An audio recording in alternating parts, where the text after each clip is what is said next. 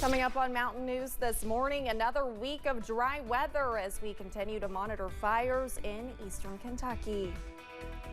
Plus, a school and university are partnering up for its annual food drive.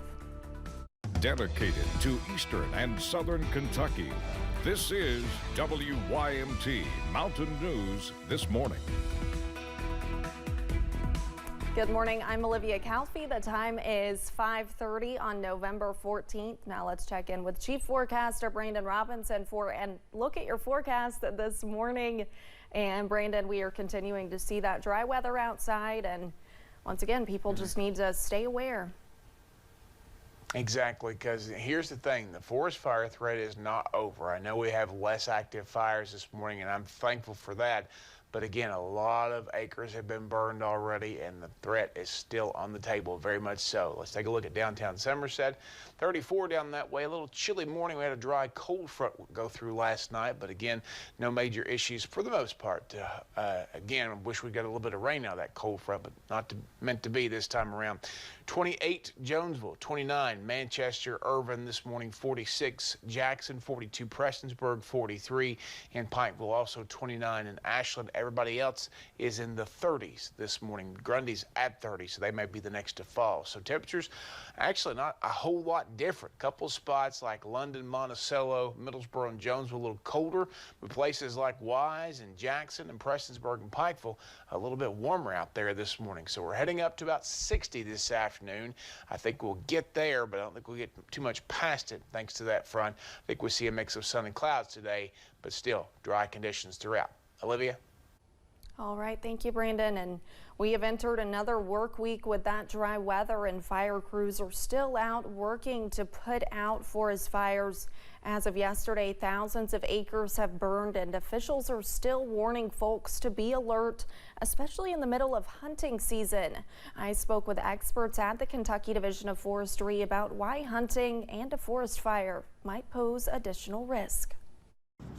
As fires continue to cover parts of the mountains, Kentucky Division of Forestry Safety Officer Jim Bryan is urging folks to remain aware, not just of the flames, but of the crews fighting them.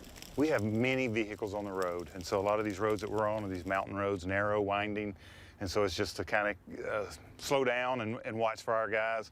A lot of times we're parked on the side of the road. There's not a good places to park, and so and then we're also traveling these roads, and so if we can just be careful as far as that goes, watching for the traffic and watching for our guys. And Hazard Branch Manager Jake Hall says folks hunting also need to be aware of fire crews in the woods, saying they do their part to wear gear to be visible. We try to make our presence known. So we're pretty easy to spot in our bright yellow shirts, and we usually have a scout if we're going to go through an area of, that maybe there's not a fire, but we're using it to access a burned area. Just try to make sure we've got a loud presence and people notice the trucks and the lights and sirens.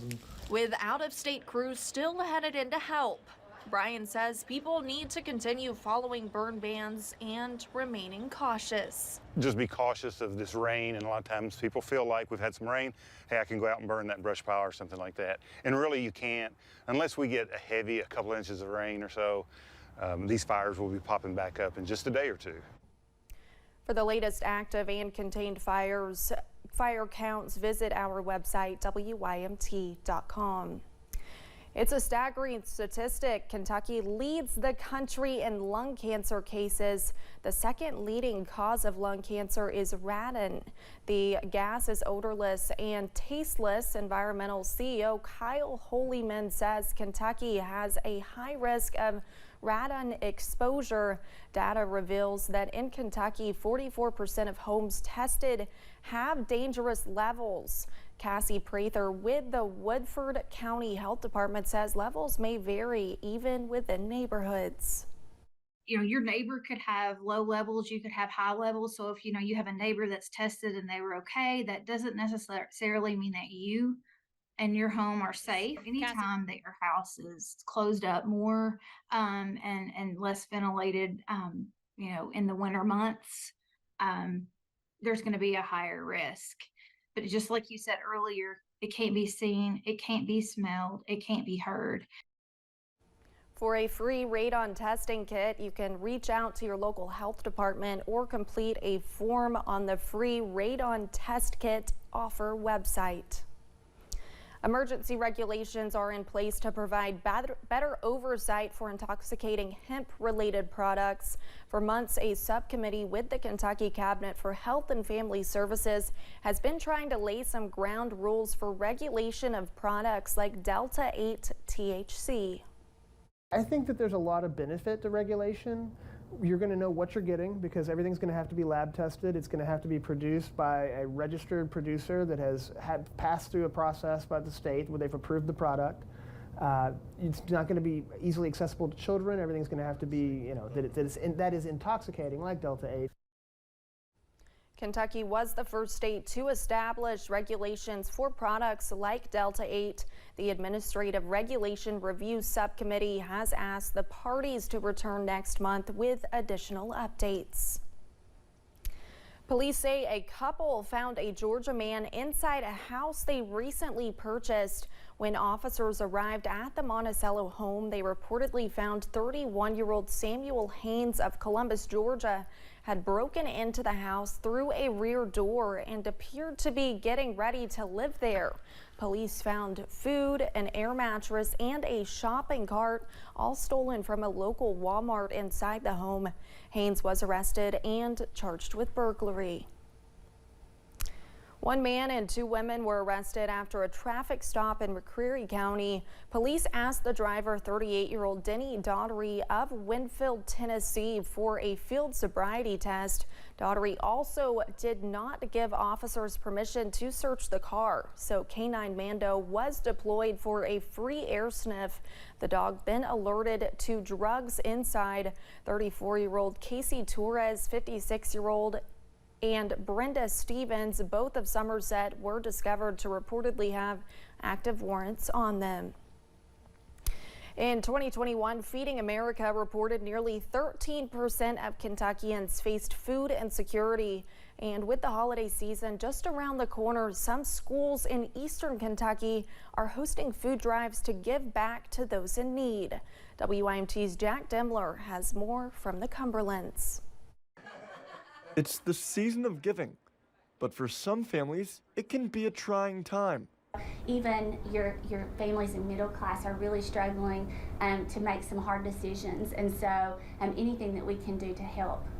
On Monday, the University of the Cumberlands kicked off its annual food drive, a drive that has donated nearly 60,000 pounds of food over the last 2 years. We just try as hard as we can to get as much as we can. And works with many other groups, like Williamsburg Independent Family Resource Center.